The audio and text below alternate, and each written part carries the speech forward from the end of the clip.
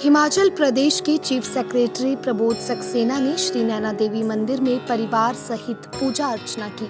उन्होंने माता नैना देवी का आशीर्वाद लिया और पूजा अर्चना कर प्राचीन हवन कुंड में आहुतियां डाली।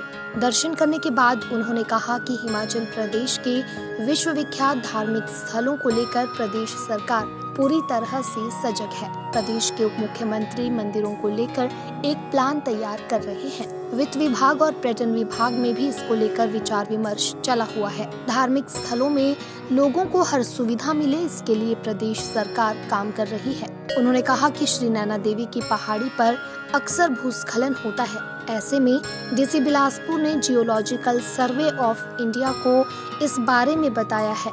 वह पूरी तरह से अध्ययन करेंगे और जहां तक प्रदेश सरकार की तरफ से किसी प्रकार की सहायता की जरूरत होगी तो वह जरूर मुहैया करवाई जाएगी। ये तो बस एक ही हमेशा से ही एक ही अरदास रहती है कि कृपा रहे, कोई विशेष नहीं, मतलब उनकी कृपा रहे तो सब ठीक चलता रहता है।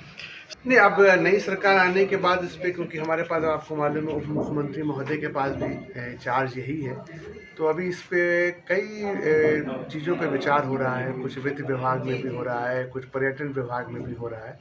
मेरे ख्याल से भी समय लगेगा जब इसका सही स्वरूप सामने आ पाए। सर, जैसे हमारा धार्मिक स्थल नैना देवी है सर, तो ये पहाड़ी के ऊपर है, जैसे तो जोशीमठ जैसा यहाँ पे कई बार भूस्खलन हो चुका है, तो इसके लिए क्या सर सरकार की प्राथमिकता रहेगी? ना, मुझे भी उपायुक्त महोदय ने बताया कि उन्होंने जियोलॉजिकल सर्वे ऑफ इंडिया वालों को बुलाया हुआ है, जो इसके बारे में पूरा अध्ययन करेंगे, और अगर राज्य सरकार की ओर से भी जो कोई सहायता देने की आवश्यकता होगी तो उसके लिए हम लोग तत्पर हैं। हिमाचल प्रदेश के चीफ सेक्रेटरी प्रबोध सक्सेना ने श्री नैना देवी मंदिर में परिवार सहित पूजा अर्चना की। उन्होंने माता नैना देवी का आशीर्वाद लिया और पूजा अर्चना कर प्राचीन हवन कुंड में आहुतियां डाली। दर्शन करने के बाद उन्होंने कहा कि हिमाचल प्रदेश के विश्वविख्यात धार्मिक स्थलों को लेकर प्रदेश सरकार पूरी तरह से सजग है। प्रदेश के उप मुख्यमंत्री मंदिरों को लेकर एक प्लान तैयार कर रहे हैं। वित्त विभाग और पर्यटन विभाग में भी इसको लेकर विचार विमर्श चला हुआ है। धार्मिक स्थलों में लोगों को हर सुविधा मिले, इसके लिए प्रदेश सरकार काम कर रही है। उन्होंने कहा कि श्री नैना देवी की पहाड़ी पर अक्सर भूस्खलन होता है। ऐसे में डीसी बिलासपुर ने जियोलॉजिकल सर्वे ऑफ इंडिया को इस बारे में बताया है।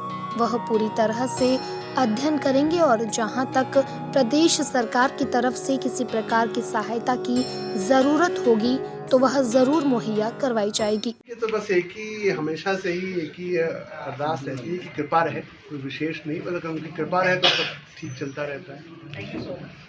नहीं, अब नई सरकार आने के बाद इस पे, क्योंकि हमारे पास आपको मालूम है उप मुख्यमंत्री महोदय के पास भी चार्ज यही है, तो अभी इस पे कई चीज़ों पे विचार हो रहा है। कुछ वित्त विभाग में भी हो रहा है, कुछ पर्यटन विभाग में भी हो रहा है।